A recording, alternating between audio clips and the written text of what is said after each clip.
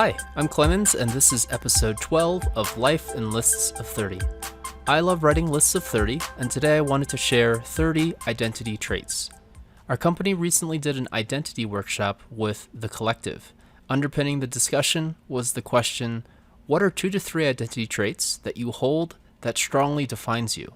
And what are these traits that define your mentors, mentees, and connections?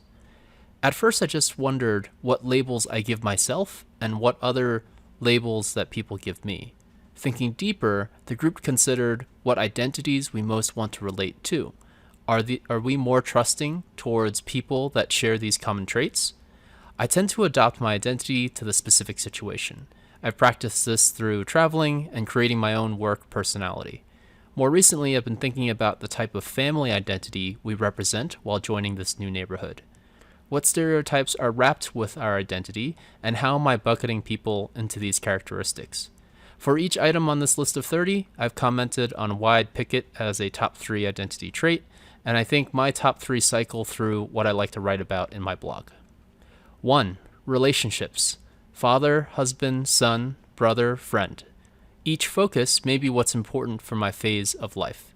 I think being a parent creates a lot of common ground conversation with other parents. 2. A degree. Engineer. What you studied versus what you do today is always an interesting comparison.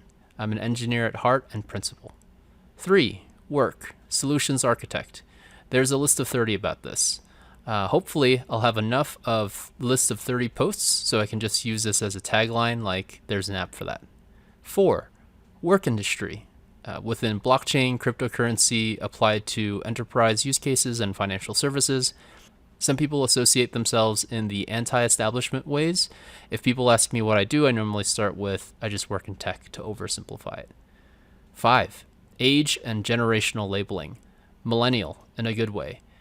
This may determine subcultures or references to common music and growing up activities. Usually being the younger person in the conversation has made me more conscious of these references. 6. Geography. I'm a New Yorker at heart and a Coloridian transplant. Commonalities around travel and local norms and changes in lifestyle. I'll talk about my 30 Denver suburban life changes in the next episode. 7. Nationality.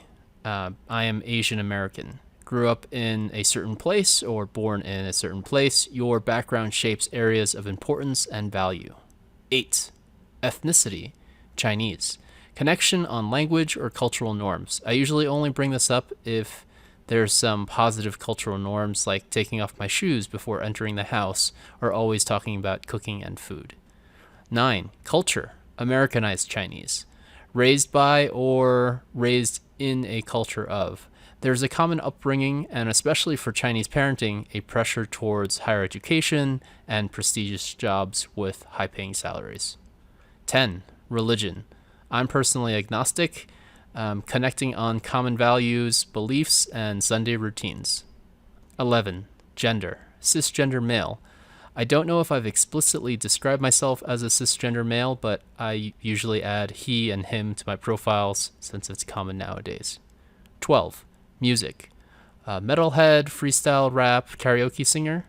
Listening to similar bands or associations and common grounds of easy listening. 13. Dancing. Swaying to pop music, ballroom classics, or whatever workout dance. Niche dancing internationally can also make connections. 14. Exercise. Pilates, yoga, CrossFit, Peloton, rowing. People are usually really into their workout routines. I prefer to do whatever builds up a sweat. 15. Diets. I eat everything. You may be vegan or paleo. Health may be a big part of your life, and I always ask for diet restrictions when sharing a community of recipes. 16. Hobby. Independent. I consider myself an experimental cooker and a photographer, cooking all the things and flooded with YouTube suggestions on new recipes, also taking photos of all the things. 17. Hobby. Collector. I collect bottle caps, magic cards, cars, rocks, random things. Collecting items is an interesting way to find common ground. 18. Sports. Within a group. Table tennis. Getting together to play for fun or competitively is super fun and may lead to conversations about fandom. I need to write a new list of 30 around my love for table tennis.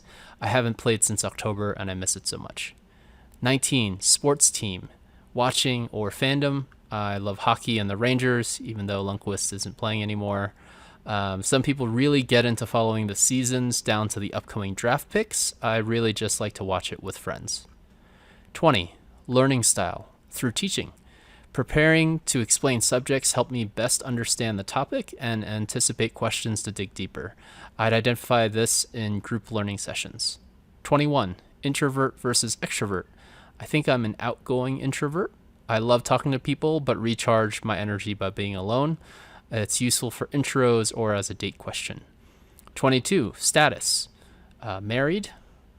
You can add single, divorced, widowed. If in a mingling situation, it'd be important to identify this to not give the wrong impression. 23. Stance on vices. I'm a social alcoholic and more recently a pandemic alcoholic. Maybe you would identify yourself as a tobacco smoker, a pothead, a drug user. As a common social activity, it's easy to bring up which vices are free to talk about and bring with you as a house gift.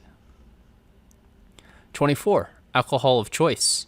I prefer IPA and whiskeys. I also like wine and cocktails. This is dependent on people's stance on drinking in general, but this usually dives deeper into passions such as brewing or making drinks. 25. Type of cook. I love cooking random recipes, but you may be identifying yourself as a griller or a baker.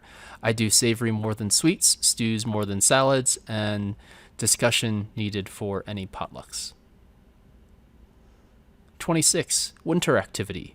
I think I'm a skier. You can also be a snowboarder or just a drinker of hot chocolate in the cabin. I think this will come up in conversations. I really want to ski on Christmas. Didn't do it this year. 27. Smartphone and tech. Windows, Android, or Brave browser versus Apple and Mac. There's a big divide here in technology fandom. Open source has its advantages, but there's obviously a lower price point when you opt into all these other data selling mechanisms. 28. Company size. Startup versus corporate. I've often said I work for a startup, even though we're around 400 people now. It's a source of pride to work for smaller companies in niche industries. 29. Game console of choice. PC or mobile for me, but people usually discuss about Xbox versus PlayStation versus Nintendo.